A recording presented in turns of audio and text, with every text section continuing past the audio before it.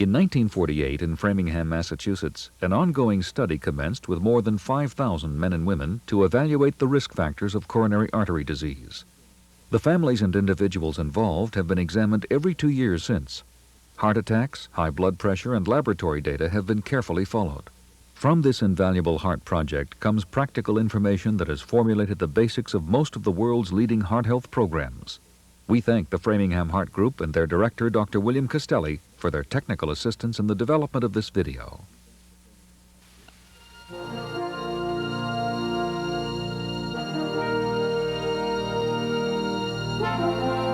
This program is a production of Xenakis, the healthcare communications companies, dedicated to enhancing the health of all Americans.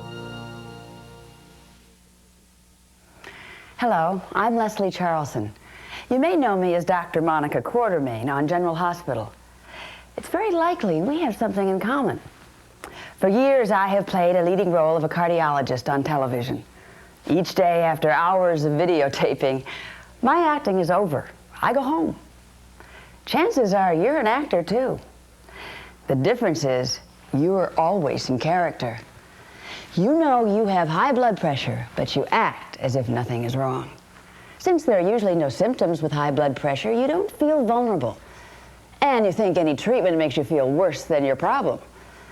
But continuing to act this way can prove to be deadly. Untreated high blood pressure is a leading cause of stroke and heart disease.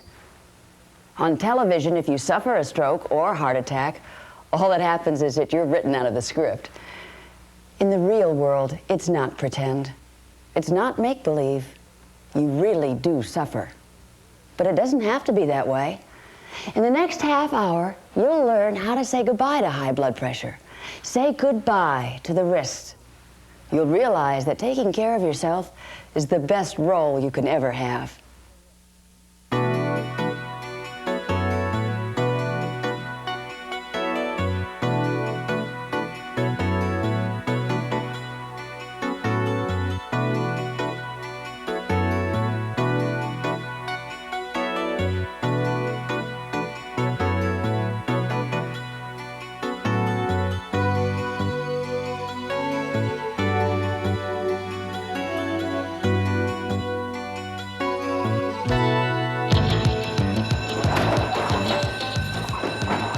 With the first ring of the bell, hearts are pumping, adrenaline is flowing, and the pressure is on.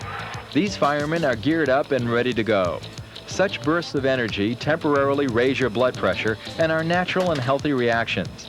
But imagine a state where your blood pressure is always elevated, always pounding through your body as if you're constantly racing to a fire. This is what happens when you have high blood pressure, a complex disease whose causes aren't entirely understood. In truth, most of the high blood pressure, 98% of this high blood pressure in America, we call essential hypertension. And we really don't know why people's blood pressures go up.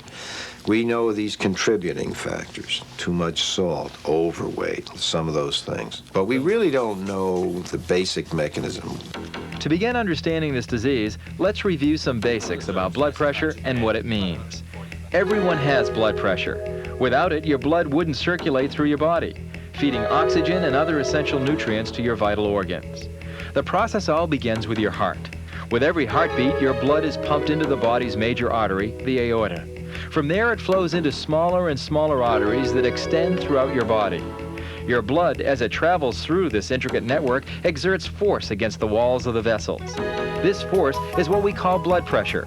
As the vessels become smaller, resistance to blood flow increases and more pressure is created, much like tightening a nozzle on a hose. The amount of this resistance, combined with the speed and force of your heartbeat and the volume of blood circulating through your body, determine your blood pressure. In a healthy person, these three variables, heart rate, blood volume, and resistance, are automatically regulated to keep your blood pressure within a safe range while providing for your body's needs. So really, your blood pressure is a combination of how hard the blood gets pushed out, okay, what we call the cardiac output, and the resistance, the openings in those blood vessels. How easy do they let the blood flow through? During the course of the day, your blood pressure will change to meet the demands of your body. When you're active, it goes up. When you're relaxed, it comes down. These are normal fluctuations and are no cause for concern. Many people even experience large, short-term jumps in blood pressure, 30 to 40 points, as a result of work, stress, and exercise. In fact, during maximum aerobic exercise, some people can reach 240 over 120. But this very high level is only momentary. However, in some people, like Ray Federley, blood pressure remains at a consistently higher level. What's particularly troublesome is that Ray, like many others with high blood pressure, felt perfectly healthy, unaware that anything was wrong. High blood pressure is often referred to as a silent killer. And the reason that is because people don't always realize they have high blood pressure. I didn't realize I had high blood pressure when I was diagnosed. I'd gone to the doctor for something entirely different. When you don't feel bad, you think everything's fine. Well, it isn't that way, and that's how blood pressure is so sneaky. By the time you don't feel fine, it's almost too late. You're starting to have your stroke. High blood pressure is a condition that you've got to take seriously. If you develop high blood pressure in your mid-30s, left untreated, you could live 20 years less than someone who is normal or treats their hypertension. Do you really want to throw away 20 years of your life or learn to manage your high blood pressure? Why lose what are often some of the best years of your life? That's why it's necessary for you to check for hypertension through regular blood pressure measurements. And if it's found that you do have high blood pressure, to then stay on your treatment. You may feel fine, but inside your body, elevated blood pressure is triggering problems that are not only physically damaging, but life-threatening as well. It almost cost fireman Charles Large his life as he rescued a man from a burning building. I found him on the kitchen floor, very heavy. I tried to lift him but couldn't, and had to drag him out of the building. By the time I got him outside, my heart was going a mile a minute. I was gasping for breath. My ears were ringing. They checked my blood pressure and found out it was 210 over 120. And Chief ordered me to see the doctor right away. He said that the amount of damage that was done showed them that there had been 2 silent heart attacks, and that I was an extremely lucky man to be alive. Charlie was thankful to have survived, but his life had now changed forever. When the doctor told him his firefighting days were over, it came as an unexpected slap on the face. I was totally shocked, almost to the point of being numb. Firefighting had been my life. I loved the job, and it had been my lifestyle for so many years, and then suddenly to realize that it was over was almost devastating.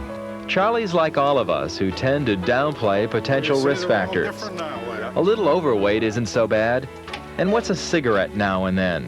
And stress? Well, that's what a fireman's life is all about. But these can all lead to the dangerous consequences of hypertension.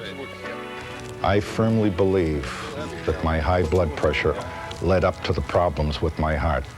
And I have been told by doctors and other medical personnel that that was the basic cause of what happened to me. Like an engine that's raced too fast for too long, high blood pressure wears out your whole cardiovascular system. The constant elevated force of blood pounding against your arterial walls causes damage to your vessels. They weaken, lose their flexibility, and begin to thicken. This leads to a condition known as atherosclerosis, or hardening of the arteries. Here, high blood pressure and high cholesterol levels work together to accelerate the formation of fatty plaques along the linings of your arteries. What's happening is that you're getting these cholesterol deposits in your artery, and it's building up and blocking the blood flow. And the higher the pressure, we think, the more gets pushed into that artery. I think that we thought of that as one mechanism. Another mechanism is that the blood pressure can damage the cells that line the arteries, and so that the blood fats will even go in the cracks between the cells. Like a time bomb ticking away in your body, your vessels can eventually narrow or block to a point where they inhibit blood flow, making it difficult for oxygen and other nutrients to reach your vital organs. If a cerebral vessel which feeds your brain becomes completely blocked or is so weakened it bursts, you suffer a stroke. And when a coronary vessel which leads to your heart is blocked, it causes a heart attack. High blood pressure also makes your heart work harder in an effort to force the blood through the narrow, damaged vessels. This strain can lead to a dangerously enlarged heart, and an enlarged heart has trouble pumping efficiently, leading to heart failure or abnormalities in the heart rhythm. They found out that I had an irregular heartbeat. I had an enlarged left ventricle that was badly scarred. I had ischemia, a lack of sufficient blood to the heart under stress. I had unstable angina. I was a borderline diabetic, and of course the blood pressure was extremely high. High blood pressure not only wreaks havoc on your cardiovascular system, it also damages the blood vessels that supply the kidneys. This can eventually lead to kidney failure. When the kidneys go, barring a kidney transplant, you're talking about a life dependent on a dialysis machine. And who would have thought, by neglecting to treat your hypertension in the first place, that you would now rely for survival on a machine? This, unfortunately, is what happened to Letty Howell. Her hypertension remained undetected for years until she developed symptoms of nausea and fatigue common with kidney failure. By then, it was too late. In the kidneys, when that starts to shrink, a vicious cycle sets in. That the narrowing and the tightness in the arteries, you see, leads to actually hormone productions in the kidney that are bad for you, that are tending to raise the blood pressure. Another severe chronic side effect of high blood pressure is called retinopathy or eye disease. After prolonged untreated high blood pressure, the fragile tiny vessels of the retina hemorrhage. In fact, doctors often use the eyes as a good diagnostic indicator of the extent of vascular damage throughout the body. The only place we can actually see those blood vessels and observe them is when I look in the back of your eye. I can actually see them running in the back of your eye through the clear part of your eye. I can see their walls thickening up. You know, I can see them getting tortuous. I can even see where they broke and there were little hemorrhages and little deposits. With early detection and proper treatment, all of these consequences of high blood pressure are preventable. If you don't already know what your blood pressure is, make a commitment to find out. Measuring your blood pressure is a painless procedure involving a device known as a sphygmomanometer. The sphygmomanometer expresses your blood pressure in two numbers, the systolic and diastolic measurements. The systolic reading measures your blood pressure at its highest point, when your heart contracts, pumping blood into your arteries. And the diastolic measurement is your pressure when your heart is relaxed, letting blood flow back in. A blood pressure reading of 120/80, for instance, means your systolic pressure is 120 and your diastolic is 80. Blood pressure readings consistently above 140/90 are considered hypertensive. You've got to know your number. You've got to make sure it stays under that 140/90. When someone takes your blood pressure, you should be very anxious to know, right after they take it, you should be asking them that number. And you should make them give you that number. You're the keeper. If your blood pressure measurement is high, your doctor will probably want to check you a few more times just to make sure. We take several readings, about 5 or 10 minutes apart even.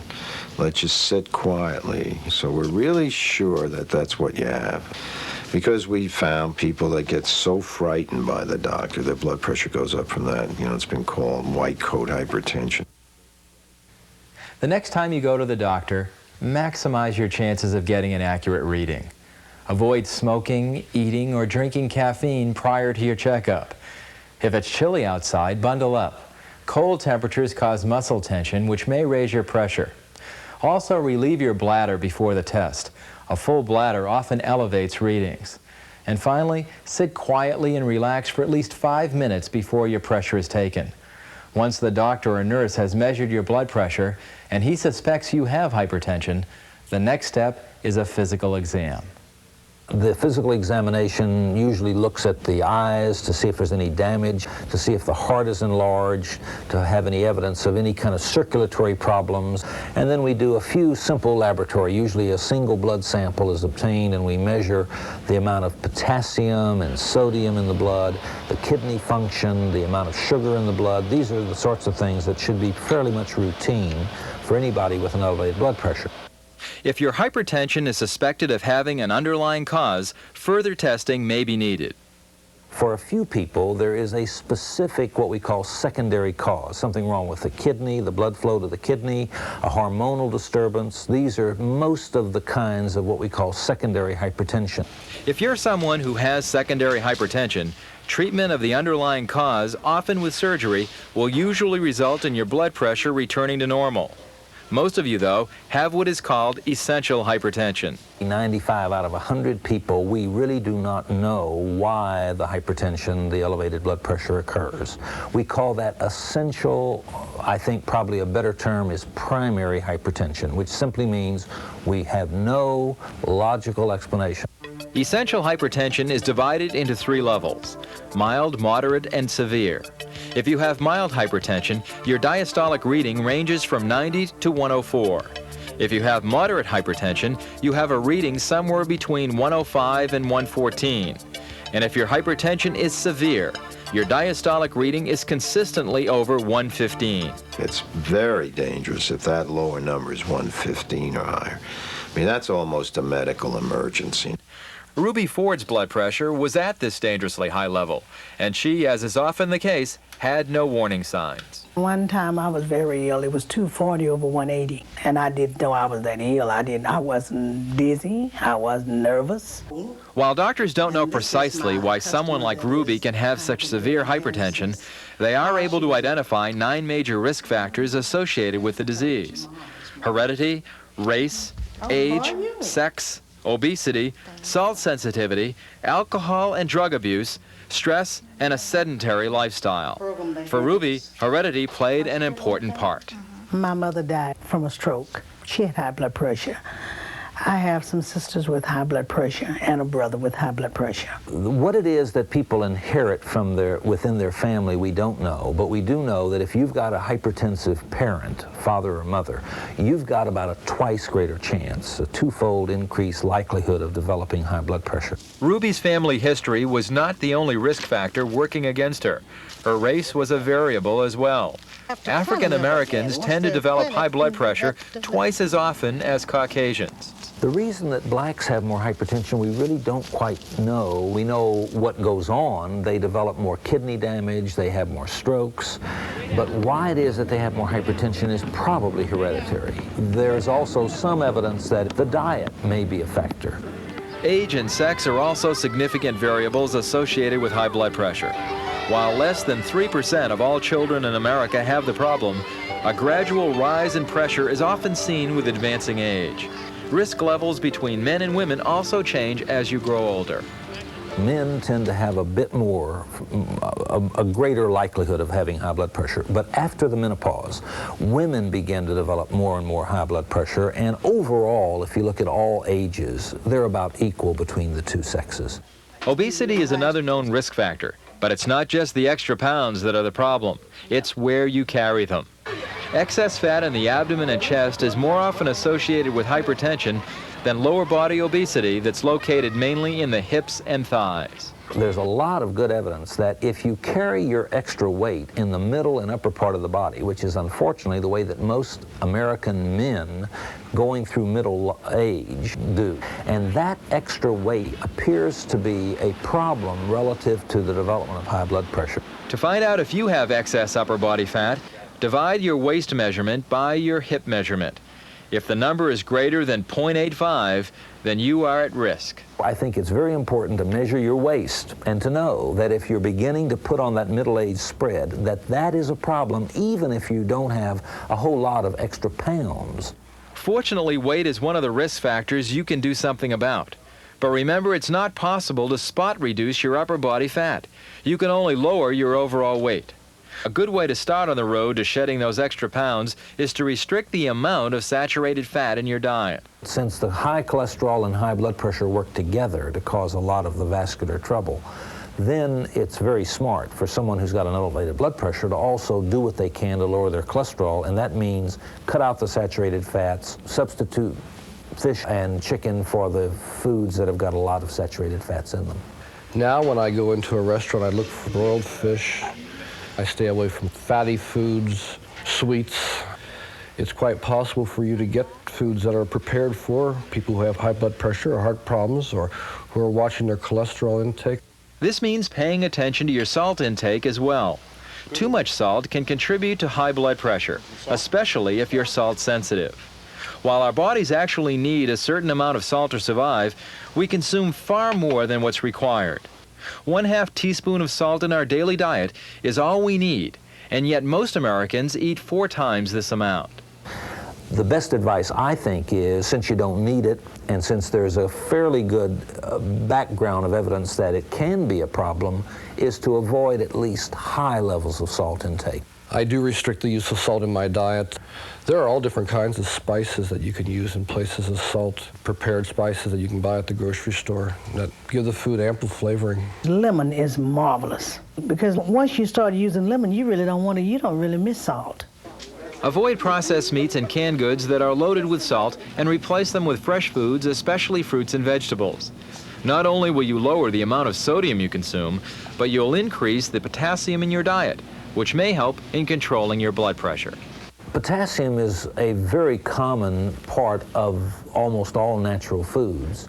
Unfortunately, when foods are processed, some of the potassium is leached out and extra sodium or salt is added in. I think it's much better to go back to nature, and because we know that we've evolved over millions of years on a very high potassium, low sodium diet. Now, there are other minerals such as calcium and magnesium which some people believe might lower high blood pressure. But to date, there is no conclusive evidence substantiating that claim. This holds true for the fatty acids found in fish as well. I think the best evidence is that it doesn't really affect the blood pressure. I think, however, on the other hand, eating extra amounts of fish is a good way of lowering the amount of saturated fats in the diet. All of these do's and don'ts might be confusing. So to start you on the path to eating right, you might want to use this daily diet as a guide.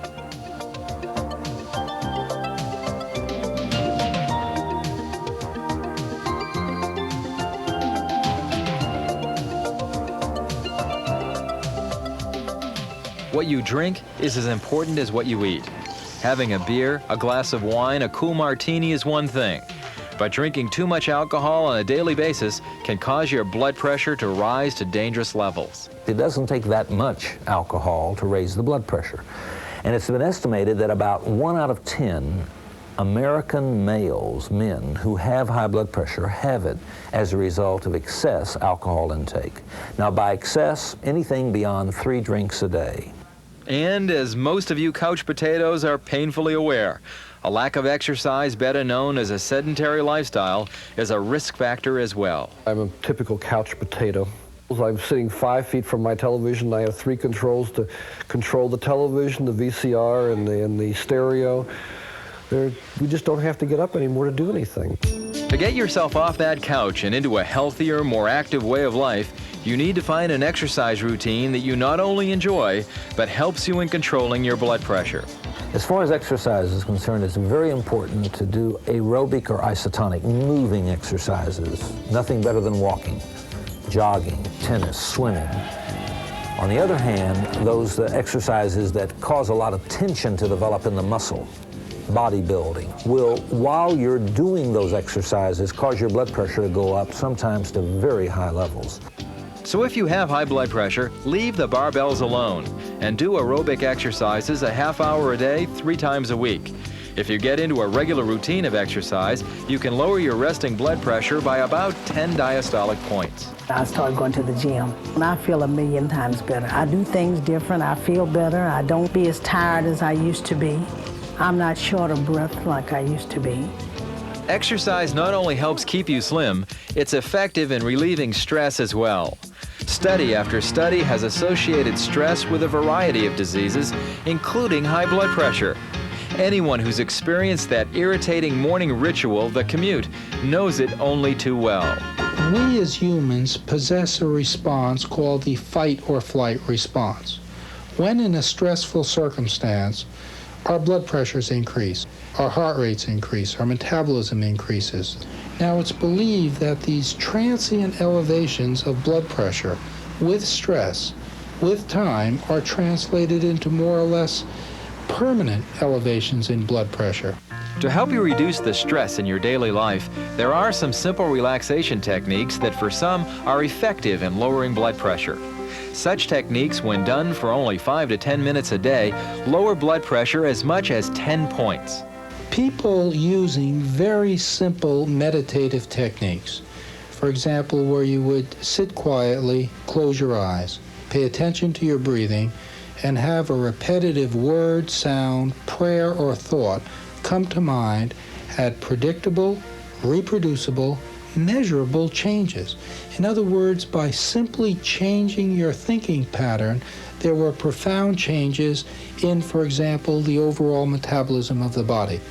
Relaxation techniques are a way of positively counteracting stress. They're simple and easy to do.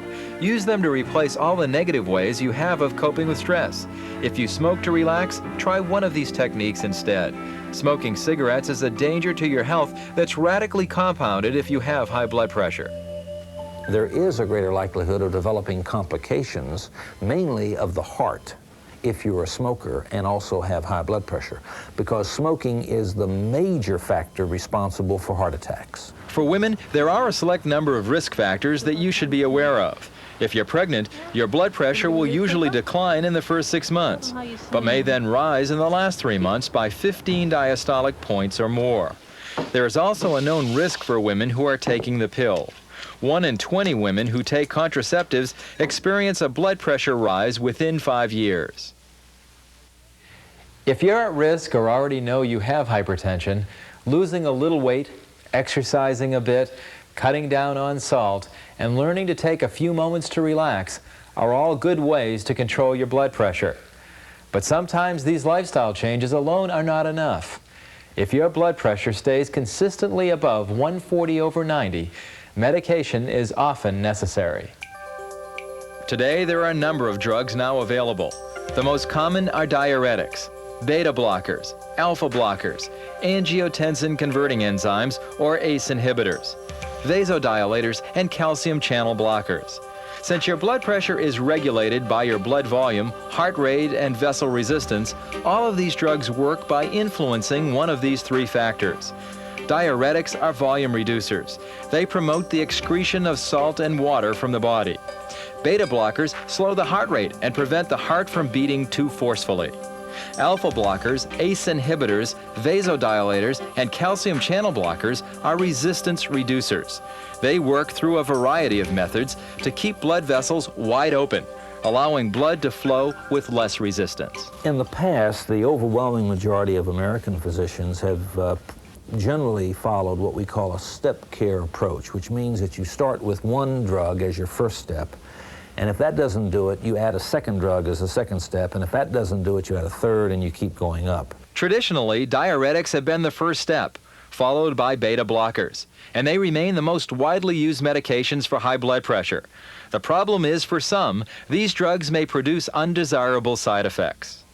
Turns out that with diuretics there are also a number of side effects, which can, for some people, be a real problem.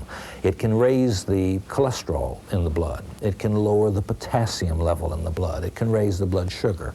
So a diuretic, although it may be very effective and be a very good drug for many people, may also be a problem for some others. For Ray, beta blockers were not the best choice of treatment. They made him feel fatigued and worn out even before the day began. I'd take it in the morning, and by the time I got to work, I was ready to go back to bed. It was that bad.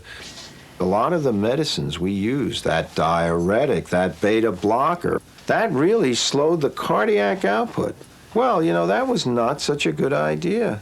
I don't really want to lower your cardiac output, because if I take that out of you, you're going to lose the oomph, the spirit in your life. So I think we're going to see a big shift now in American medicine, where we're going to start with drugs that make the blood flow better.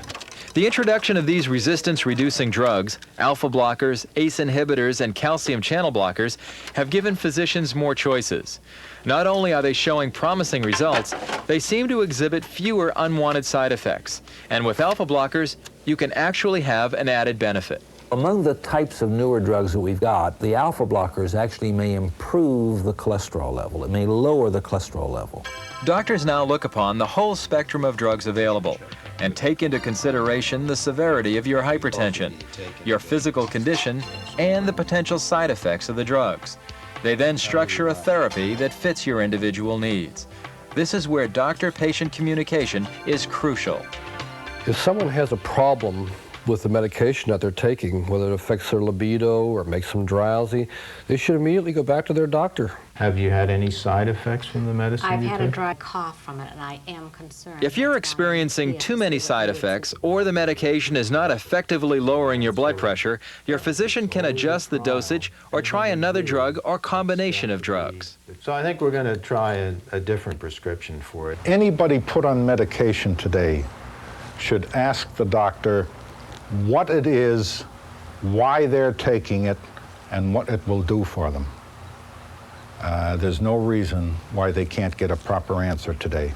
So Once all your questions are answered, and you and your doctor have chosen an appropriate therapy, stick with it. Failure to take medication is one of the main problems in controlling high blood pressure. If anyone's having trouble taking it, they can do like I do. I have a little box, and it has Monday, Tuesday, Wednesday, Thursday, Friday on it, and I put all my pills that I have to take that day in that little box, and I just take and flip that lid up and take my pills out and my juice, and it's done.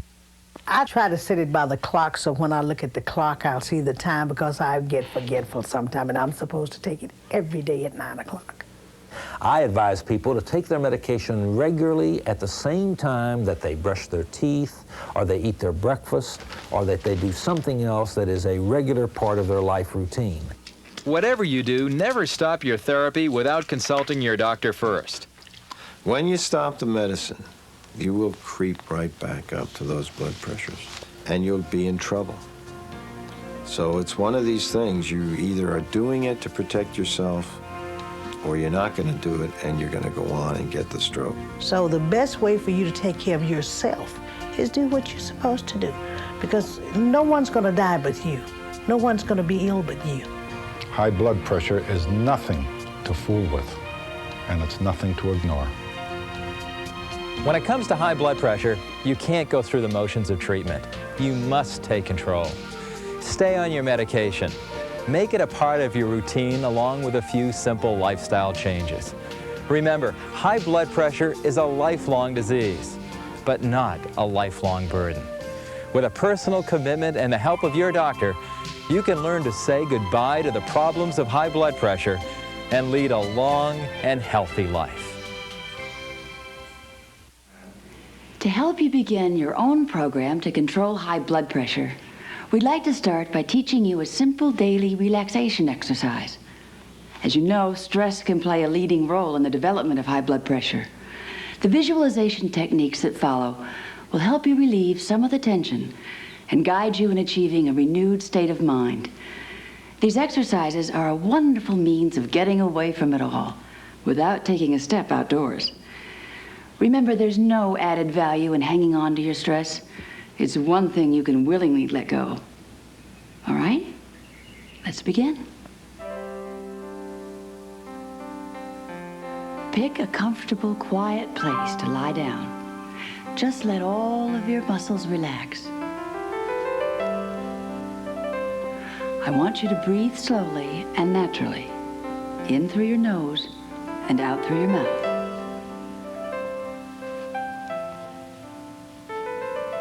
Once again, in through your nose and out through your mouth. That's it.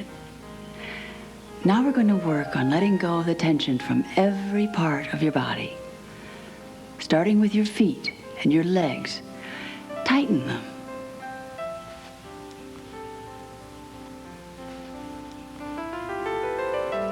Now let the tension go. Do you feel that? Now we move up to your stomach muscles. I want you to tighten them and then let go of all that tension. Now your shoulders, your arms, your hands, your fingers, your face, your eyes. Let the tension go. Now focus on your mind. Feel your thoughts drift away. Let all your worries go.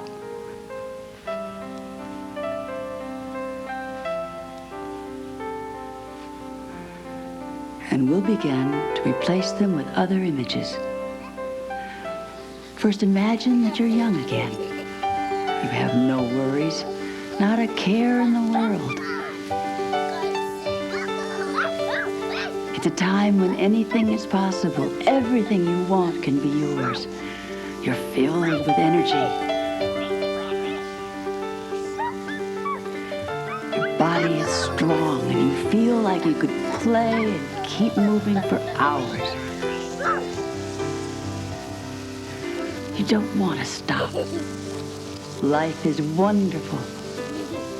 Keep those feelings of strength and energy as we now move to a quieter place where you can simply relax and let all of your thoughts go. You're by the water. You can smell the freshness in the air. There's the fragrance of flowers. You can hear the gentle motion of the water. The boats are rocking back and forth, quietly drifting. Up in the sky, the gulls are gliding, floating down through the sky. All the tension is leaving you. There isn't a soul around, just you, feeling the quietness, the beauty of where you are. The sand is inviting. Water is warm.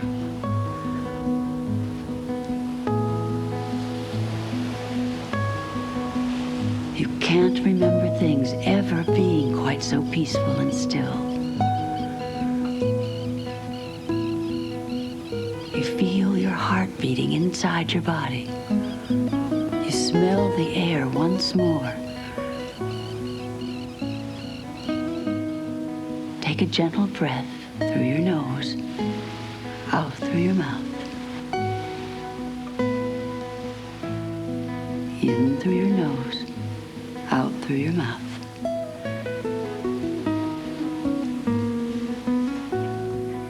If you let yourself go, you feel like you could just drift away into a gentle sleep.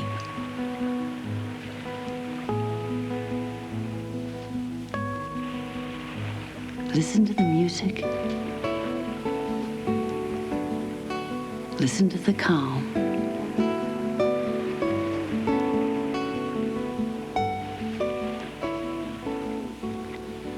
Now, when you're ready, bring your mind back. Feel yourself come back into your body. Feel the bed underneath you. Let yourself gently open your eyes. You feel completely rested and revitalized, ready to continue the day. This is a technique that you can use anytime, anywhere. The images are yours to choose. All you need is a quiet place and the ability to pick a visual situation that evokes a feeling of calm inside of you. The most important thing is that you do yourself a favor and let this visualization process be a permanent part of your daily routine. It's the best promise you'll ever make to yourself. Right now, I'm afraid I have to go, but I'll see you again next time.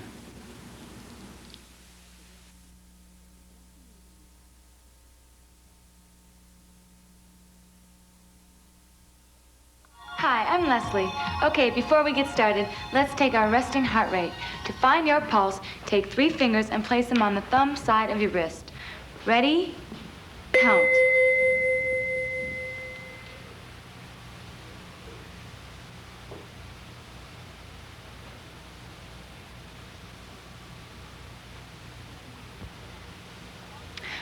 Ready? Stop. Multiply the number of pulse beats by 4. That's your heart rate in beats per minute. Don't forget to record this in your exercise log. Okay, let's get ready for aerobics. And just walk in place. Again. Now we're gonna do half jabs, real slow. Here we go. Out, hold it, and in. Again, and out, and in. Push off that leg that you're going out on. One more time. Out. Tempo. Here we go. And it's out and in. Keep movement going. And out. And out. Strong arms. And one more set. Out. Now step, heel, bow and arrow, real slow. Step. And step. Pull those arms, bow and arrow. Step. Step, step, one more time, step, heel, bring it up to tempo, and step, heel, heel, pull those arms, flex that foot, 3, use those arms as if you're pulling back a bow and arrow, last time, and just walk in place, nice brisk walk, chest is high, keep breathing. Now bow and arrow, it's step. Start with the arms low. Now the arms are gonna come up to center. Pull it across the chest. Arms all the way up, pull it down. And center again. 3 levels with those arms. Do it again and bring it down. Bend those knees, keep those legs moving. And center. And bring it over the head. Last time, center. And just walk in place. Walk it out, brisk walk. Keep breathing. And push it forward. Now bring it back and push. Use those arms. Again, up. And push those arms, use those arms. Now step, bow and arrow, and step. Center. And up, and center, one more time. The 3 points with the arms. Center, and up, and center. Now push those arms and push. And push it out, caress those arms. Use them. Again, if the arms get too much for you, you can bring them down. Otherwise, use them and push. And step heel again with the arms. And center. Feel like you're really pulling a bow and arrow. Again, and down. And center. Across the chest. Now up over the head.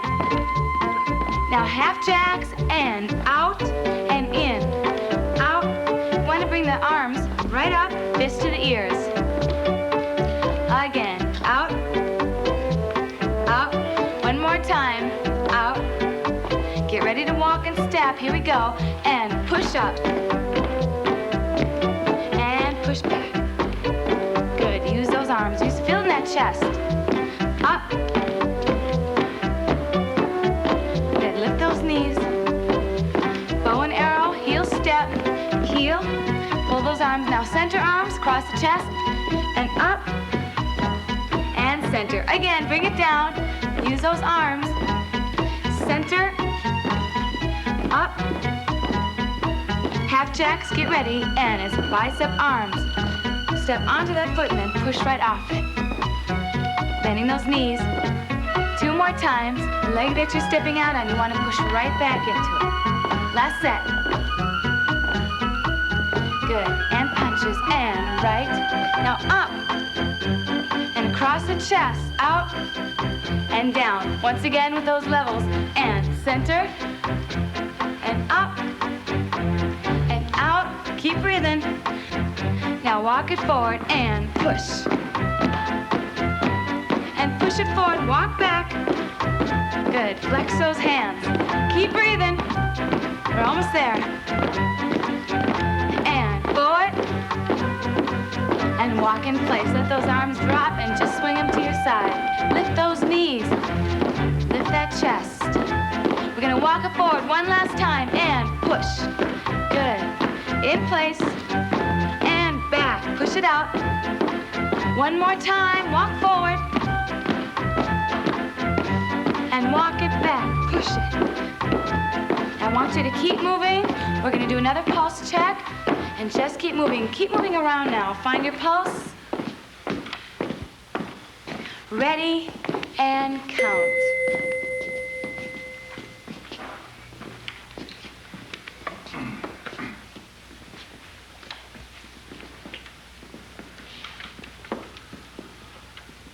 Ready and stop. Now multiply that number by 4 and record it in your exercise log. When we ask you to stop and check your pulse, it's important to start counting right away because your heart rate slows down quickly once you stop exercising. Keep moving, perhaps walk in place while you take your pulse. If you stand still right after exercising, your blood pressure goes down and you may get dizzy or have irregular heartbeats. Here we go, let's walk in place. Another count of 8. 1, 2, 3, 4. Now out in with the right leg. Out, in. Now change. Use your target or maximum heart rate to pace yourself. Be sure not to exceed the maximum heart rate your doctor gave you. If you find you're exceeding your target heart rate, slow down. Make your arm and leg movements less vigorous. Walk in place again. Lift those knees. Lift that chest and keep breathing. Again. 1, 2, 3. Now 3 step and clap. And 1, 2, 3. 1, 2, 3. Again. Right? If you find that your heart rate is not much higher now than your resting heart rate was, try lifting your legs higher and moving your arms more. 2, 3. Good. Now 6 steps and 2 claps. 1, 2, 3, 4, 5, 6. Just sidestep it. Good. Again. One more time. Left. Good. Now arms out and hold it in. Out, in, out, in. Step together. Hold it. Out. Again. In. Step, step, and out, in. One more time. Now we roll the arms. 3 step again. And 1, 2, 3. Again. Good. Again. One more time, each side. Good. And walk it out. Brisk walk. Use those arms. Another 8 counts. And step, touch, side. Step. Let those arms go. Now step on that leg and lift the opposite knee. Good. Modify these knee lifts if you have to. Bring it down. One more time. And step side. And step on that leg and lift the opposite knee. Up. Good. And bring it back. Travel back. Push those arms. Again. Step. Let those arms go. Now step on that leg and lift the opposite knee. Good. Modify these knee lifts if you have to. Bring it down. One more time. And step side. And step on that leg and lift the opposite knee. And bring it down all the way. And just walk in place. Brisk walk. Want to keep breathing. Again. And heels. It's heel, heel, heel, heel. Again. Lift that heel. Flex that foot. Now small kicks and extend. Extend. Use those arms. Nice and easy. Hands on hips and knee lifts. Up, up, lift. Good. Up nice and tall. Lift that chest up. Keep breathing. Now bigger kicks. Again, you don't have to make these too big. Wherever it's comfortable for you. Out. Let's do this again now in 8s. And it's heel, heel, heel. Now small kicks. Extend the leg all the way from the knee. Don't snap it. Now knee lifts up, up. Keep breathing. Bigger kicks. Out. Use those arms. And it's small kicks. Point that toe, extend right in front.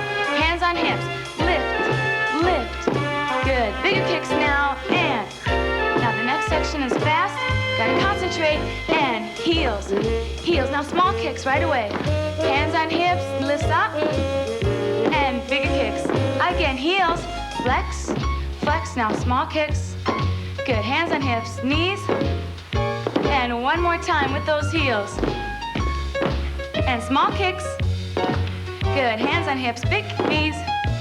And bigger kicks. Now just walk in place. All right, we're gonna push those arms out, leg out to the side, and push. Now left leg, now arms to the side, and up, all the way, and out again, forward, and push. And side, now bring it to the ceiling, up, and out, and walk it forward, push. And circle, good. And bring it to the back. Hold it, circle. Use those arms to help you. Bring it forward again. Walk. In place. Now circle. Right leg, left leg. Use those arms and bring it back. Circle to the back again. Out, out. Okay, stay here. Here we go with the punches. And it's out across the chest. Keep going. Now up to the ceiling and lift. Good, use that arm, stretch it. Now center again, out. And bring it down to the floor. And punch, punch. We're gonna bring it forward and walk it out. 3, 4, in place. And circle, right, left. Use those arms and bring it to the back. In place. And it's right leg, left leg, right, and left. Again, forward, in place, and it's right, left, and bring it to the back, in place, and circle. Okay, let's get ready for our knee lifts, and lifting up, up. Now heels, press it down, and push, push, good. Hands on hips again, up, up, good. And press it down, push, push. Wait, one more time, forward and circle, and walk it. In place. And right, left, and left. Bring it to the back. One leg at a time. Take big steps. Right, left, left. Again, walk it forward. In place. And right, left, and bring it to the back. Last time. In place. And it's right, left. Good job. Walk in place now. Just walk it out. We're just gonna do the moves. We start with the out in. Arms out, toe to the side. Here we go. And now left. Arm side. And up to the ceiling. And side. Again, push it forward. Use those arms. Good. And out. And up. Now punches. Here we go. Feet apart. Out. Out. Use those arms. Press those shoulders down. And bring it across the chest again. Out. To the floor. Punch it down. Diagonals. Good. Hands on hips. Here we go. Lift it right. Left. Right. Now push and flex. Press. Press. One more time. Hands on hips. Right. Left. Right. And press it down. Push. Push. All right. Now keep walking. It's very important that we keep moving. We're going to take our pulse again. I want you to keep going at your own speed. Keep breathing. Find your pulse, the thumb side of your wrist, and just walk around. Okay? Ready? Count.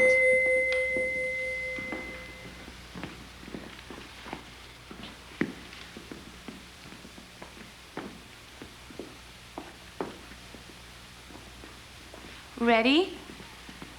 Stop. Now multiply by 4 and record that number in your exercise log. Okay, we're gonna start just by walking in place. Nice, easy walks. Here we go. 5, 6, 7. Here we go. Walk in place. I want you to keep breathing. Another count of 8. Now just step touch side to side and side. Nice and easy. Keep moving. Keep breathing. and walk in place, arms circles. Here we go. Last time. Now feet stay together and lift the heel up and down. Lift and down. Make sure the ball of the foot stays in contact with the floor. Lift the heel up and feel the stretch in the arch. Really press the foot into the floor. Last set. Up and down. Now toes up and down. Feel the stretch in the shins and the calves. Nice and easy. Keep it going. Up, up. Good. Now we're going to face to the right. This is where your chair comes in. If you need it, step back with the right. Hold on to your chair, otherwise hands go on the thigh. Hold that heel down. Feel the stretch. Now bend the knee and hold. Just hold that heel down. Now straighten out the leg and lift up and down. Up and down. Up and down. Lift and down. Now bend it, keep it there, and just bend it in and back. Feel the stretch through the arch. Press that heel back down without hyperextending the leg. Now change legs. Again, use your chair or hands on your thighs and hold that heel down. Nice and tall, chest is high. Now bend that knee and hold. Now straighten the leg and lift up and down. Again, watch your knee. Make sure you don't hyperextend or lock it out. Last one. Now bend that leg and lift the heel up and down. Ball of the foot stays on the floor. The weight stays even. Last time. Okay, this is where, again, you may need a chair or a sturdy table to help you down. Otherwise, use your hands. Bring it down, nice and easy.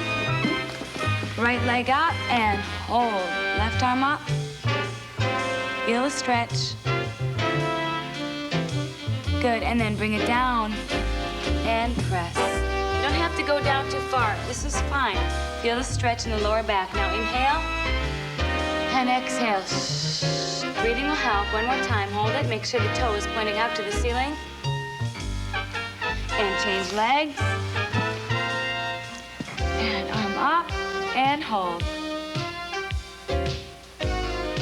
And bring it down. Stretch over the leg that's long. Again, don't go down too far. And inhale. Exhale it out. Feel the stretch. Good, now cross those legs. Sitting up nice and tall. Head down, and it's down and up to the right. And center. Bring it down again. And up, left. One more time all the way through. Down, up, to the right. Last time, down, up, left. Now place the right hand behind the head. Sitting up nice and tall. Reaching to the opposite knee. Here we go. Make sure you don't crunch. Try to stretch out with that chest. And inhale. And exhale. One more time. Bring it down. Hold. 8 counts. Change arms. Back to center.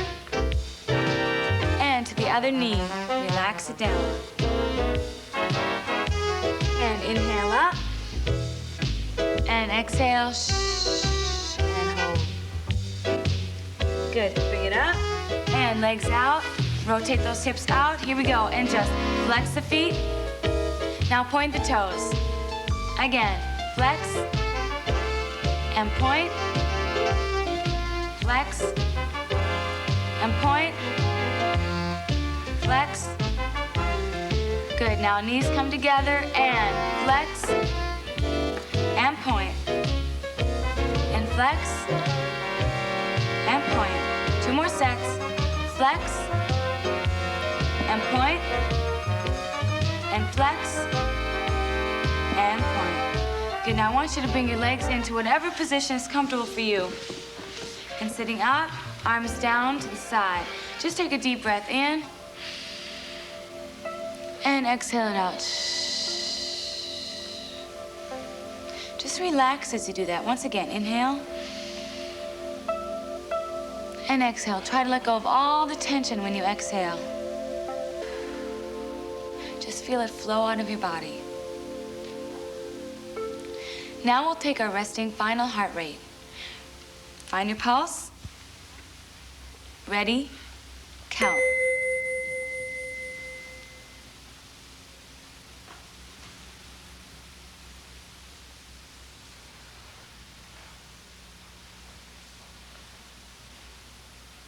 Ready? Stop. Now multiply that number by 4 and record it in your exercise log. You worked hard. Don't you feel great?